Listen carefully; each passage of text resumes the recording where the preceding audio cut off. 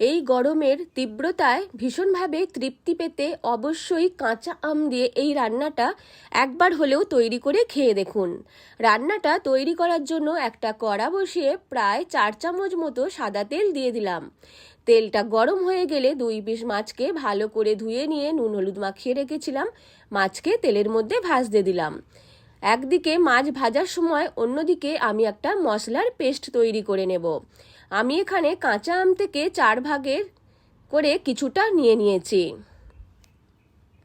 এর সাথে নিয়ে নিলাম একটা কাঁচা লঙ্কা, 1 চামচ মতো কালো সর্ষে।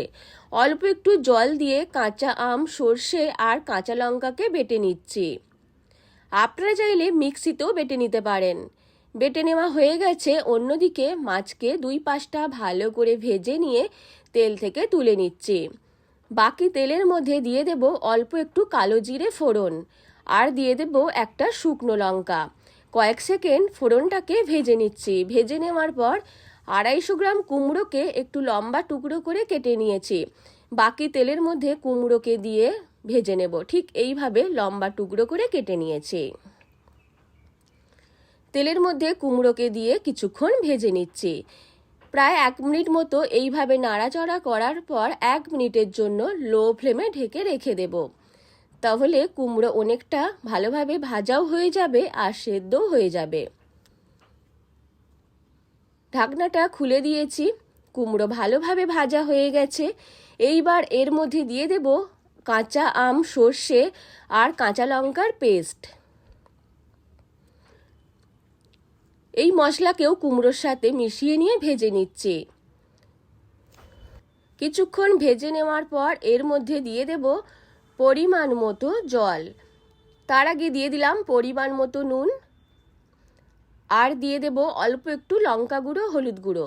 আপনারা যদি লঙ্কা গুঁড়ো পছন্দ না করেন তাহলে বাদ দিয়েও রান্নাটা তৈরি করতে পারেন। একদম সামান্য অল্প একটু লঙ্কা গুঁড়ো, হলুদ গুঁড়ো দিয়ে আরও কয়েক সেকেন্ড কুমড়োর সাথে ভেজে নেওয়ার পর দিয়ে দেব হাফ গ্লাস জল। সব কিছুকে ভালো করে মিশিয়ে নিচ্ছি। আরও ঢেকে 2-3 মিনিটের জন্য রেখে দেব, কুমড়োটা যাতে আরও ভালোভাবে সেদ্ধ হয়ে যায়। আমি এখানে কাতলা মাছ দিয়ে রান্নাটা করেছি। আপনারা চাইলে রুই মাছ বা বাটা মাছ দিয়েও কুমড়োর এই রান্নাটা করতে পারেন। খেতে কিন্তু দারুণ হয়। ঢাকনা খুলে দিয়েছি। কুমড়ো ভালোভাবে সেদ্ধ হয়ে গেছে। দিয়ে দিলাম 1.5 চামচ মতো চিনি। চিনি দিয়ে আরও ভালো করে ফুটিয়ে নেওয়ার পর আগে থেকে ভেজে রাখা মাছ দিয়ে দিচ্ছি। মাছ দেওয়ার পর আরও কয়েক সেকেন্ড হাই ফ্লেমে ফুটিয়ে নেব, তারপর গ্যাস অফ করে দেব। খুব সহজেই তৈরি হয়ে গেল মন তৃপ্তি করার মতো একটা রেসিপি। এই গরমে এই রান্নাটা খেতে দারুণ লাগে। একটা মাত্র পদ দিয়েই পুরো খাওয়াটা কমপ্লিট হয়ে যায়। আপনারাও অবশ্যই এই রান্নাটা তৈরি করে দেখবেন। এইবার আমি গ্যাস অফ করে দেব, অন্য একটা বাটির মধ্যে নিয়ে নিচ্ছি। রান্নাটা ভালো লাগলে লাইক, শেয়ার এবং কমেন্ট করতে ভুলবেন না। আর আমার থেকে নিত্য নতুন রেসিপি পাওয়ার জন্য আমার চ্যানেলটিকেও সাবস্ক্রাইব করতে ভুলবেন না।